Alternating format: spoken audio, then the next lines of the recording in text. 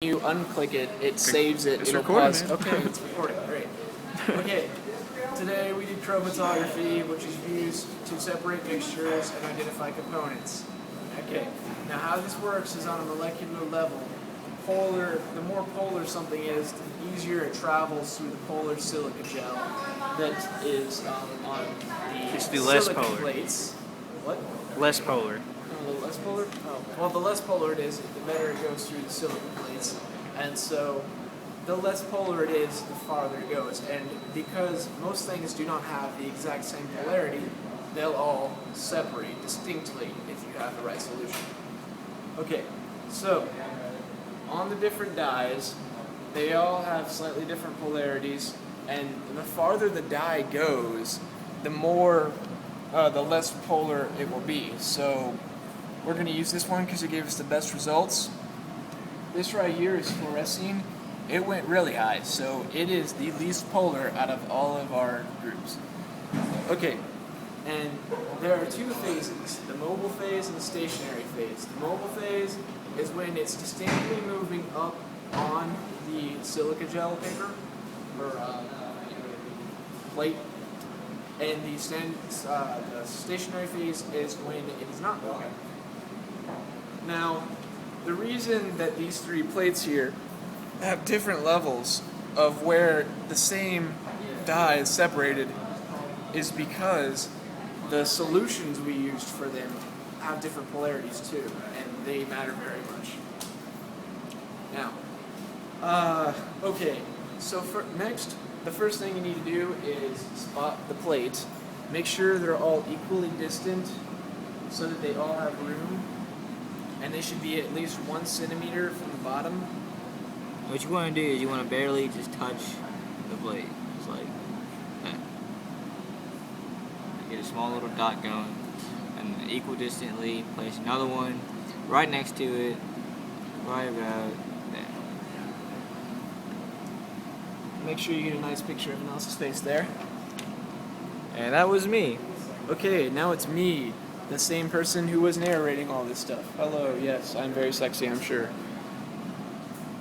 Just barely want to touch it. I'm using my left hand, so it's a bit shaky. And now I broke it, but don't worry, that's fine. Yeah, for some reason that one took a while. Well, that one was easy. And next is our lovely cameraman, Jason. Let's get a nice picture of him.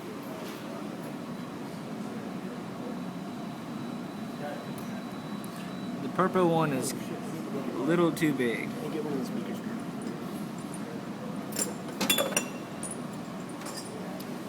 Okay, now we are going to put it in the beaker of the solution.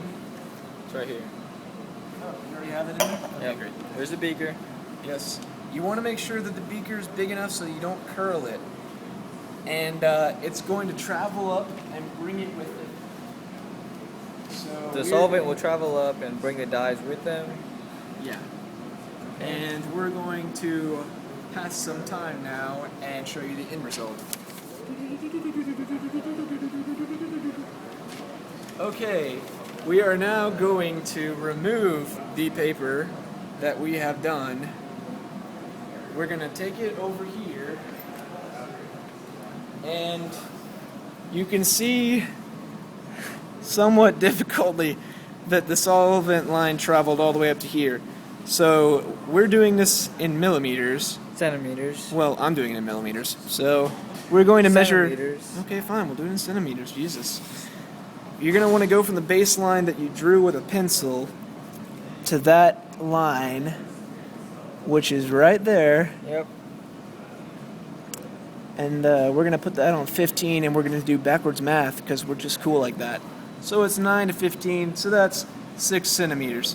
Now what you want to do is we're going to use this unknown right here, and we're going to go to the center of the circles and see how far they went so that we can make a ratio based off of it.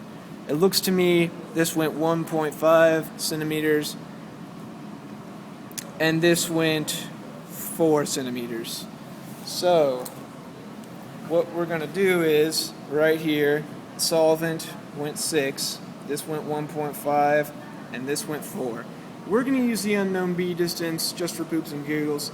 So what you do is the RF is the distance traveled by the unknown solution over the solvent distance.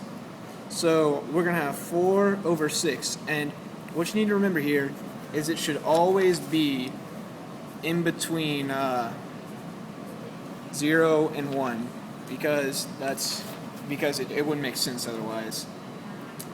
And the reason we removed the solvent before it got all the way to the top is because if it went to the top, it'd be too stretched out and we wouldn't guaranteed know what's going on. And we used the 15-2 because it had the best clear, distinct separation that put them far apart from each other. Okay, and now this is pretty easy. It's 2/3, so that's basically 0.66. So that's our value for the RF. And just remember 1 centimeter off the bottom is where you should draw your line and put your dots. And the solvent level should not get all the way to the top, probably about 1 centimeter to the top, maybe less. It doesn't matter as long as you get it spread out enough. And okay, that's it. You should now be able to do this by yourself just by watching our super informative video.